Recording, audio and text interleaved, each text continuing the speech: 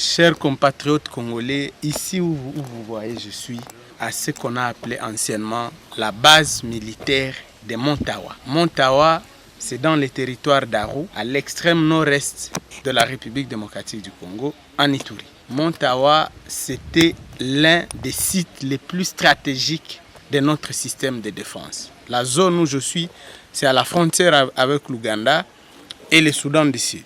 Donc je suis, quand vous prenez la carte du Congo, l'extrême nord-est du pays, c'est là où je suis. Montawa, c'était en fait la base militaire qui a permis au président Mobutu de contrôler l'Ouganda et le Soudan. À l'époque de Mobutu, l'Ouganda ne pouvait pas parler devant nous. C'était à cause de ça. Même la guerre de l'Ituri, parce que ça n'a pas commencé aujourd'hui, le conflit Hema-Lendu en Ituri n'a pas commencé aujourd'hui.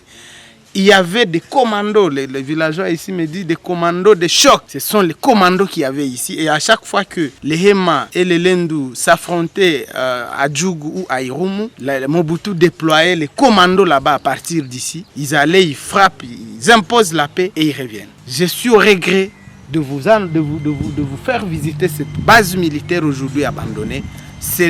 Tout ce qui reste, c'est des ruines. En fait, la base a été installée dans une concession de l'Institut national de recherche agronomique INERA. C'est un institut qui dépend du ministère de la Recherche scientifique.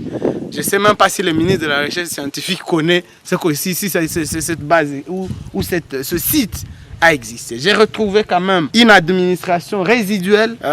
J'ai trouvé le chef du site qui m'a fait visiter ce qui a été la base militaire ici, les casernes à l'époque, les bureaux administratifs, les résidences des officiers, tout ce qui a constitué Montawa. J'ai visité et c'est des ruines. Il n'y a plus rien, il n'y a que les vestiges de ce qui a été l'un des sites plus importants de notre système de défense. Je voudrais m'adresser au président Tshisekedi. Monsieur le président, je sais qu'à chaque fois que je m'adresse à vous, vos collaborateurs vous disent que moi je suis un petit agitateur, un petit opposant, il ne faut même pas m'écouter et qu'il faut les écouter eux. Entre les flatteurs qui vous entourent et moi qui travaille, je crois qu'à un moment donné, votre choix devait être clair. Qui est-ce qu'on peut écouter? Est-ce qu'il vous arrive de vous demander comment Mobutu a fait pour s'imposer dans cette région? Comment il a fait pour contrôler l'Ouganda et le Rwanda?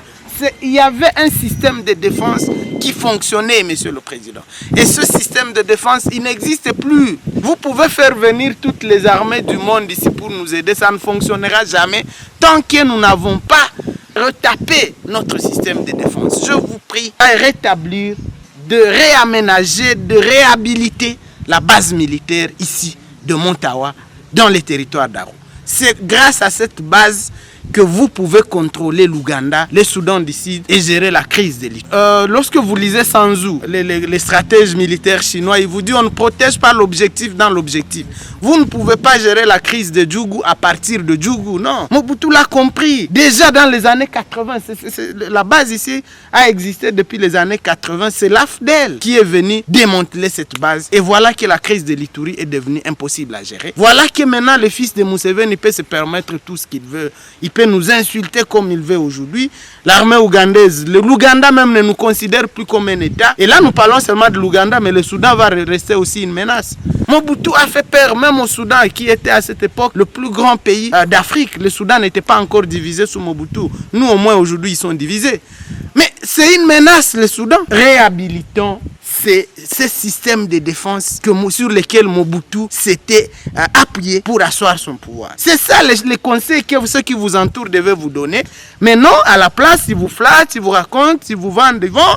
Et nous qui travaillons avec nos maigres moyens, par souci du pays, non, on vous dit de ne pas nous écouter, nous sommes mauvais, c'est nous les méchants et c'est eux le bon nom. Réhabilitons Montawa. Et vous allez voir que l'Ouganda va se taire. Il faut absolument remettre cette base stratégique qui contrôle la zone nord-est du pays. Ou alors, nous allons continuer à faire des dialogues, à faire des accords. On ira partout au monde comme on est en train de le faire. Mais on n'aura jamais la solution. On peut régler la question du M23 aujourd'hui. Et notre guerre va commencer tant que nous n'avons pas la maîtrise de notre système de défense. Nous ne l'avons pas, nous l'avons perdu. Nous sommes un pays sans défense et c'est terrible. Donc, c'est même pas difficile de réhabiliter cette base militaire. C'est pas difficile.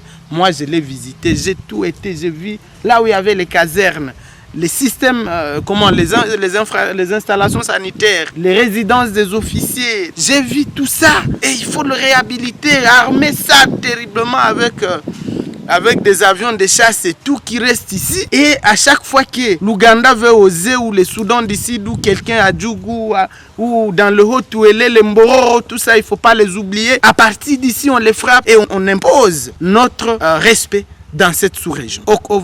Continuer à agir autrement, nous perdons du temps, Monsieur le Président. Il ne faut pas que ceux qui vous entourent vous fassent croire que le Congo a commencé à exister aujourd'hui. Comment Mobutu a fait? C'est la question, je crois, qu'il faut se poser. Comment Mobutu a fait pour s'imposer, pour contrôler l'Ouganda, le Soudan? Museveni qui pouvait dire quoi devant Mobutu à cette époque? Kagame ici, j'ai vu des photos où Kagame serre la main à Mobutu, il est en train de trembler. Les Kagame ici qui nous fait danser aujourd'hui. Mais c'est ça, on a tout abandonné. Ils vont nous respecter, pourquoi? Ils savent déjà que nous n'avons plus rien pour nous défendre. Ils le savent.